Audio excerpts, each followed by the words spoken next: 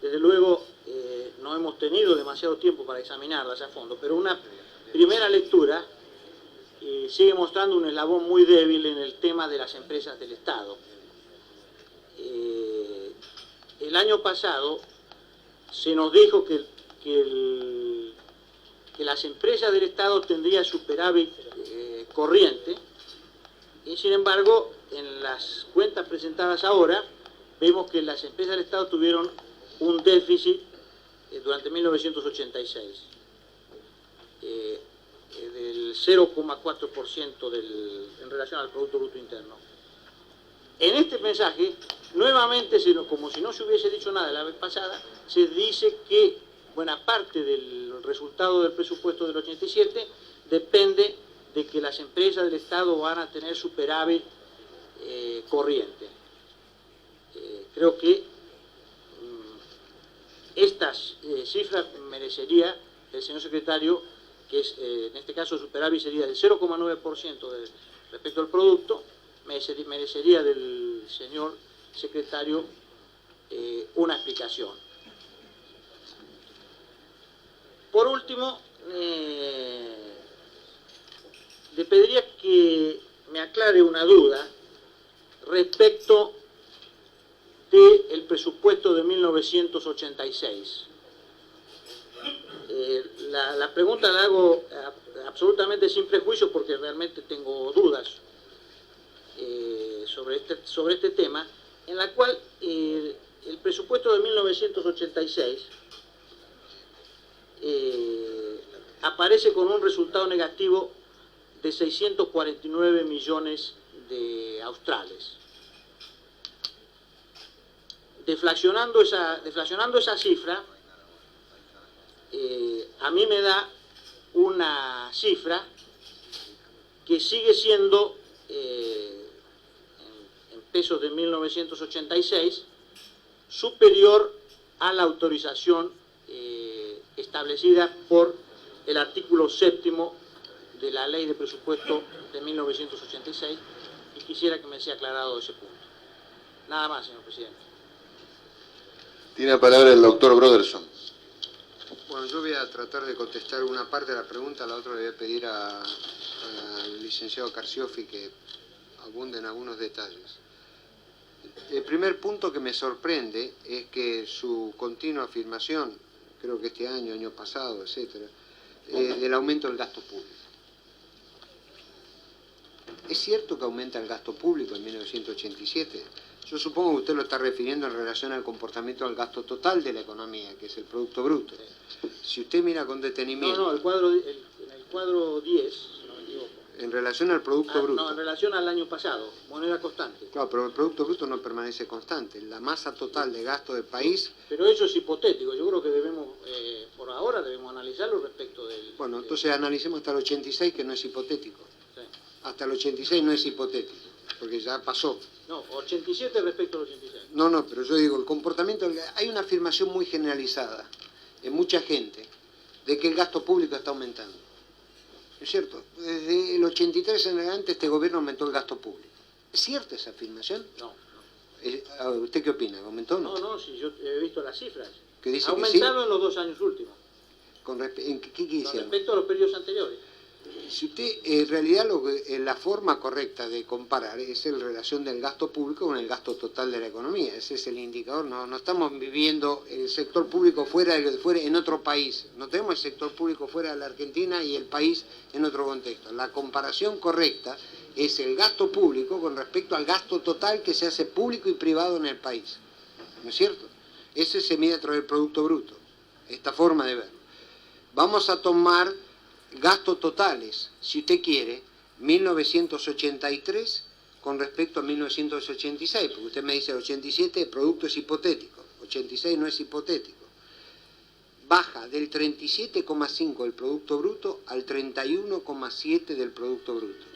Entonces, no es cierta la afirmación de que mucha gente dice está aumentando el gasto público. De ninguna forma es así.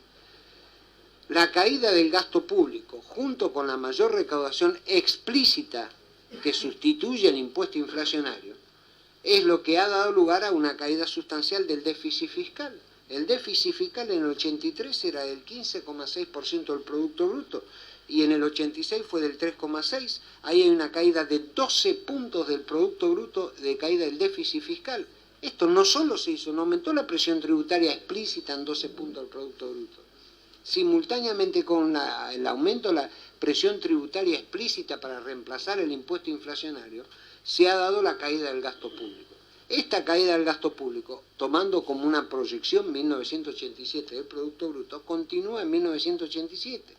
En 1987 el gasto público cae medio punto del Producto Bruto, que es el resultado de una caída mayor del 1,1 en los gastos corrientes y un aumento en los gastos de capital de 0,4. Esto es lo que nos da, si no están mal hechos mis cálculos, 0,9 y 0,4, perdón.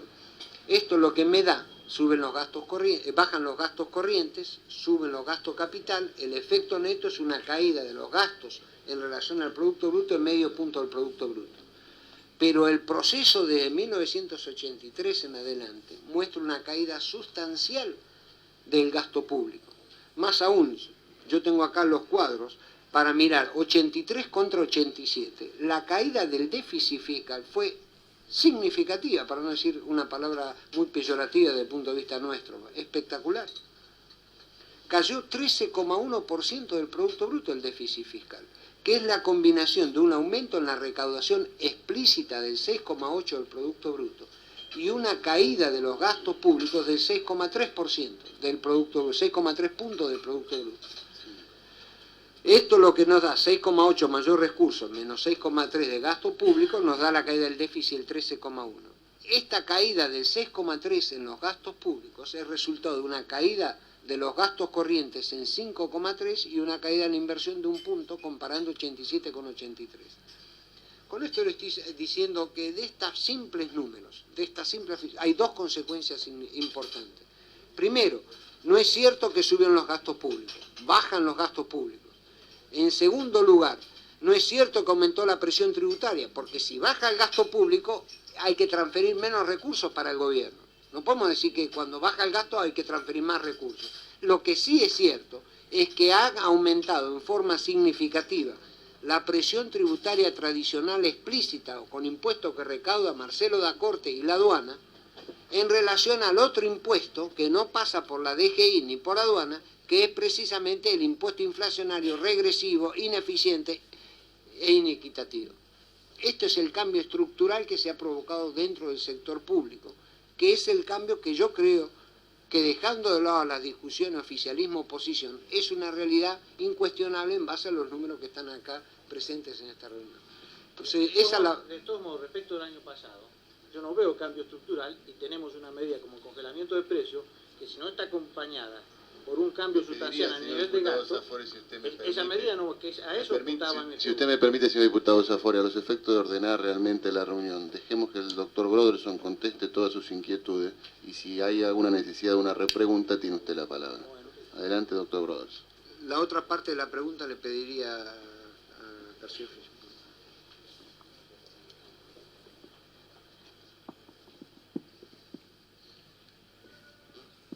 Sí, entiendo que la otra parte de la inquietud del señor diputado se refería a cómo están presentadas, cómo cierran las cuentas en la materia del ahorro corriente o el desequilibrio corriente de las empresas públicas.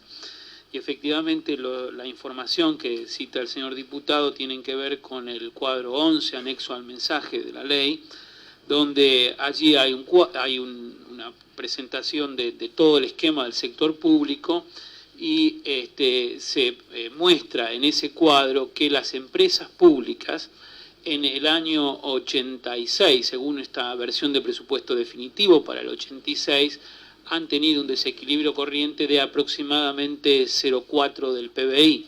Esto es, en rigor, para ser exacto, 0,38, dice el cuadro. Y para el 87 ese concepto evoluciona de forma positiva, o sea, se incrementa el ahorro corriente de las empresas y pasa a 0,94 del producto. La pregunta es, ¿cómo está previsto, a raíz de qué se produce la evolución positiva en materia de ahorro corriente? Efectivamente, Para el año 86 nosotros preveíamos, cuando confeccionamos el presupuesto, una evolución determinada de este juego que aparece aquí como ahorro corriente. Es básicamente el resultado de dos fuerzas, digamos, de sentido contrario. Uno son los ingresos y otros son los gastos corrientes de las empresas.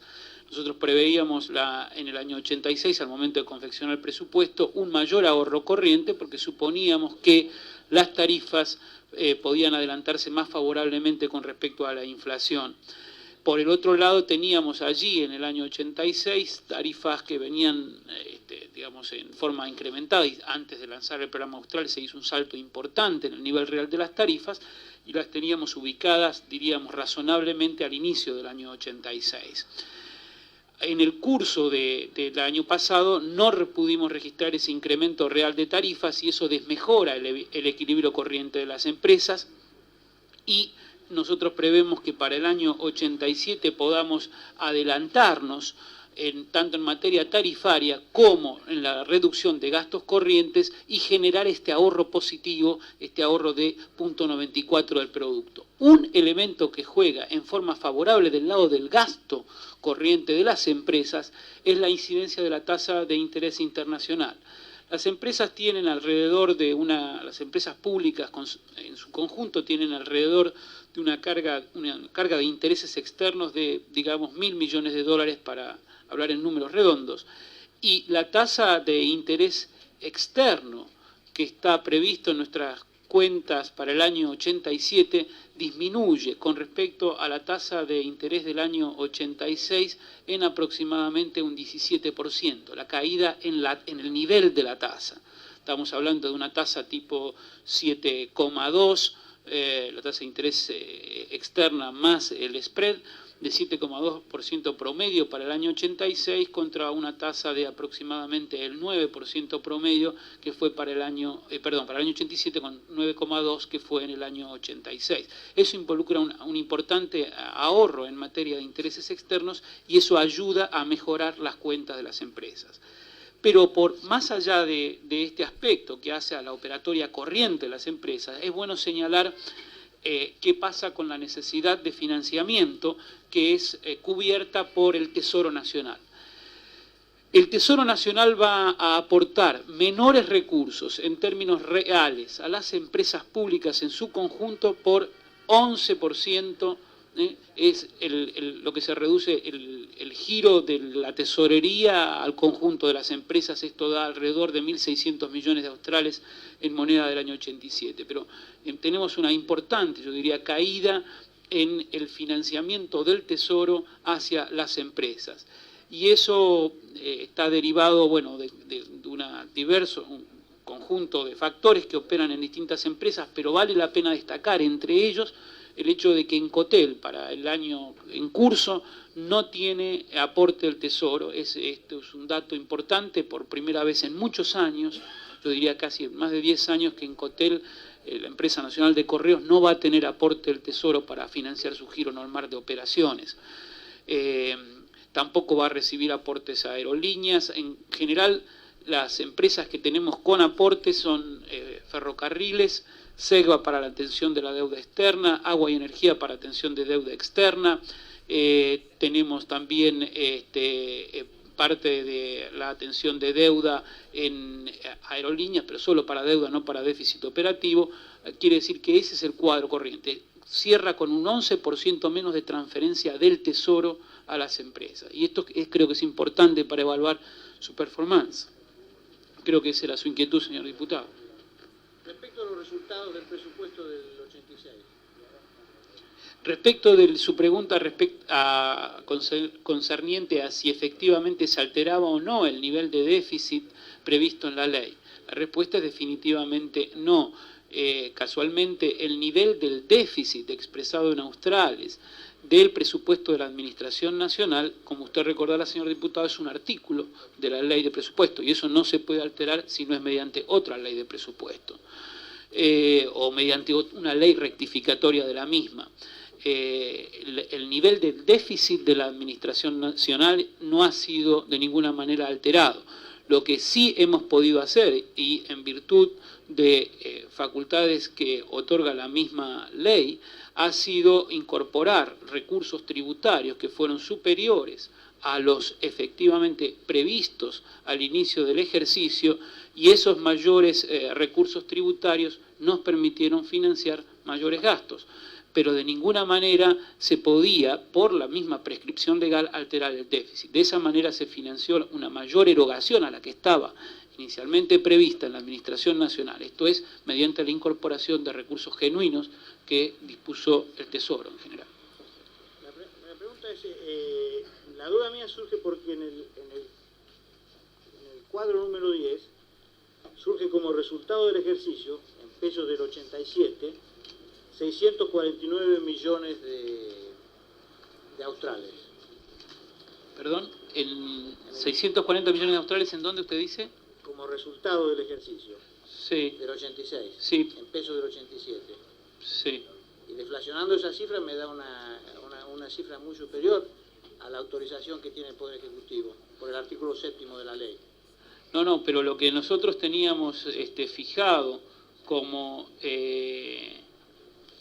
digamos, estaba fijado en la ley de presupuesto era el déficit de la Administración Nacional, y eso no fue modificado, excepto en un solo respecto, que se puede hacer mediante, no un uso de la ley de presupuesto, sino de la ley de contabilidad, y es aquello que se pueden pagar juicios, se pueden tener sentencias judiciales firmes con imputación al artículo 17 de la ley de contabilidad, y eso se ha hecho, y eso incrementa el déficit nominal previsto en la ley, pero no más allá que eso, no fue, digamos, modificado en exceso de ese tipo de atribuciones. Yo le puedo dar el desglose de la atención de juicios que se ha hecho durante el año 86 con cargo a déficit, pero nada más que esa imputación se ha hecho. Muy bien. Corresponde el uso de la palabra al señor diputado Juez Pérez.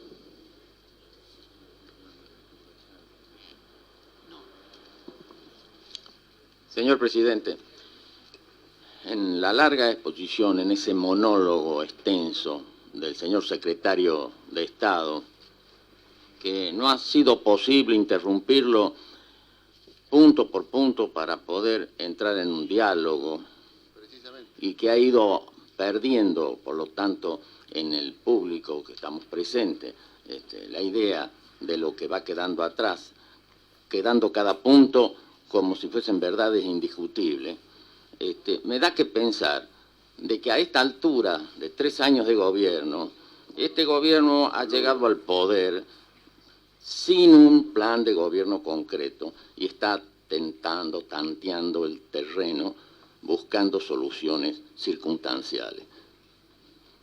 Pero fundamentalmente me preocupa si todo lo expuesto por el señor secretario de Estado está reflejado en este presupuesto que es el motivo de esta convocatoria. Digo esto porque no leyendo, sino hojeando el presupuesto, porque no he tenido más tiempo que para hojearlo, este presupuesto es un calco del ejercicio del presupuesto del 86, con el agravante de que se han acumulado un montón de artículos más inconstitucionales, otorgando al Poder Ejecutivo facultades totalmente absurdas, que desvirtúan el concepto de una ley de presupuesto y que llega hasta la arbitrariedad, no solamente de cambiar el destino de la partida, sino hasta llegar a que el propio Poder Ejecutivo, el propio presidente, vicepresidente y ministro, se fijan sus propios emolumentos. Todo esto debió ser en este momento discutido para saber si este presupuesto reviste el carácter de la ley de las leyes. Porque para mí hubiera sido suficiente, si es verdad lo que me surge del ligero examen de este proyecto, que hubiera sido suficiente una disposición diciendo se le acuerde al Ejecutivo una suma determinada de dinero para que la gaste conforme crea conveniente, siempre que no supere el monto que se le entrega. Y eso no es un presupuesto. El presupuesto es una ley, es una herramienta técnica por el cual se autoriza a un gobierno que proyecta su presupuesto a ejercer un plan de gobierno, a llevarlo a práctica, un plan de gobierno en determinados casos donde no puede moverse sino para ese plan que implícitamente este Poder Legislativo le aprueba. Pero en la forma como está dado, con las facultades extraordinarias concedidas, el presupuesto carece de sentido. Nada más. Bueno, lamentablemente el señor diputado Juez Pérez ha hecho algunas afirmaciones que no se corresponden con la realidad. En primer lugar, la exposición del doctor Broderson y la solicitud de no interrupción obedece a que esto discurra de una manera ordenada, satisfactoria y que nos permita a todos opinar en el momento oportuno. Aquí el señor diputado Juez Pérez, si él tuviera una lapicera y un papel a mano, podría haber tomado nota de sus comentarios y observaciones y hacer esas observaciones al momento de hacer uso de la palabra recientemente. Su ojeada superficial es efectivamente así. El número de artículos del presupuesto es sensiblemente menor al del año pasado. En tercer lugar, hay artículos que tienen antecedentes legislativos de este mismo Parlamento, habiendo votado similarmente el año pasado y anteriores. Con la oposición. Sí, con la oposición, no hay unanimidad, pero votado finalmente. Y en cuarto término, esto es un proyecto de mensaje que tiene la facultad del Congreso de modificar, razón por la cual tiene la palabra el señor diputado Montserrat. Presidente, voy a ser muy breve y no voy a formular preguntas, simplemente quiero dejar sentada mi disconformidad con el procedimiento que se está aplicando en esta reunión para la consideración del proyecto de presupuesto para el año 87. Hemos recibido una citación con fecha 27 de febrero para el día de hoy con el objeto de iniciar el tratamiento del proyecto de ley de presupuesto. Y como ha sido señalado, este proyecto ha sido distribuido en el día de ayer, en horas de la tarde, de manera que resulta evidente que no hemos tenido oportunidad de estudiarlo como para poder entrar en el análisis de este proyecto. En consecuencia, yo creo que esta reunión en estos términos carece de sentido. No puede admitirse tampoco que se le haya impreso este trámite como por razones de urgencia, si tenemos en cuenta que han transcurrido casi 6 meses desde la fecha en que el presupuesto debió ser elevado al Congreso de la Nación, es decir, el 15 de septiembre del año pasado, y no conocemos las razones por las cuales se ha producido esta considerable demora. La reunión ha derivado, como aquí se ha dicho, efectivamente, en yo diría, animoso monólogo del secretario de Hacienda de casi 2 horas, que bueno, puede ser interesante, ha pretendido ser didáctico, desde nuestro punto de vista no es más que reiterativo, son puntos de vista que ya conocemos y que no compartimos. Pero yo creo que eso no lo es lo importante, porque la misión de esta comisión, yo entiendo, comisión de trabajo, no es la de escuchar este tipo de exposiciones magistrales sobre las experiencias del pasado y sobre las concepciones que en materia económica tiene el señor secretario de Hacienda, ni menos aún para hacer el análisis y la apología de determinados libros, como se ha hecho. A propósito, creo o debo suponer que la moción y las palabras del presidente en el sentido de que va a ser incorporado a la versión taquigráfica de esta reunión un libro que se ha mencionado, debo interpretar que es un rasgo de humor, no creo que esto se concrete, ¿no es cierto, señor presidente? Lo tomo como un chascarrillo del presidente, eso. A nosotros no nos preocupa estas disquisiciones librescas, señor presidente. Lo que nos preocupa es la realidad que hoy vive el país. Una realidad que no vemos con ese lente de color rosa que surge de las afirmaciones del oficialismo, sino que la vemos con características francamente sombrías, porque advertimos que continúa la situación de recesión, la falta de inversión, la caída del salario, que en los próximos meses habrá de ser realmente despiadada, concretamente de marzo a junio, la creciente desocupación y marginalidad social, las mayores diferencias sociales que están acentuando la vigencia de un régimen, de un sistema que tiene características notoriamente injustas, de desigualdad, y fundamentalmente la sangría que está sometido el país como consecuencia del pago de los intereses de la deuda externa que todos hemos calificado como ilegítima e injustificada. Lo que hemos escuchado en esta exposición del secretario no deja lugar, lamentablemente, a esperanzas en cuanto a un cambio de rumbo sustancial frente a esta situación que acabamos de describir. Pero, reitero, hemos sido convocados para tratar el presupuesto, no hemos tenido oportunidad de estudiarlo, desde luego. Los grandes números que hemos visto indican que, como ya se ha dicho, efectivamente tiene características bastante similares, diría absolutamente similares, a las del año pasado, es decir, nos llevan, en función de las sumas asignadas para rubros sociales claves, como es el de la salud, la educación, o como el aporte para el sistema previsional, a calificarlo como lo hemos hecho en los 2 años anteriores como presupuestos de la impotencia y de la resignación. Por otra parte, frente a este procedimiento inadecuado, advierto que hay una tendencia a este tipo de desprolijidades. Hace más de un mes la Comisión resolvió que una semana después iba a recibir al presidente del Banco Central en reunión conjunta con las comisiones de legislación penal y de finanzas para considerar las últimas irregularidades detectadas en el sistema financiero, un sistema que constantemente está señalando claros síntomas de desquiciamiento y de corrupción. Y esto no se ha concretado, se ha diluido en el tiempo, desconocemos si se ha desistido de esa intención a pesar de que fue aprobado, pero en fin, son estas desprolijidades que queremos dejar sentado con nuestra expresión de desaprobación a este procedimiento, porque esto, insisto, es una comisión de trabajo, esto no es un foro para la polémica histórica y política o para la concreción de shows de carácter televisivo. Entonces, en consecuencia, yo espero que a partir del miércoles próximo, del miércoles 10, podamos iniciar realmente y en serio la consideración del presupuesto. Nada más, señor presidente. Como los señores diputados saben, quien habla no es abogado, pero sabe que los hombres de leyes afirman que a confesión de parte relevo de prueba. El señor diputado Montserrat inició su conversación diciendo que había sido convocado para iniciar el tratamiento del mensaje del Poder Ejecutivo. No decía ni concluir, ni finalizar, ni agotar, razón por la cual las consideraciones siguientes de nuestra perspectiva carecen de relevancia respecto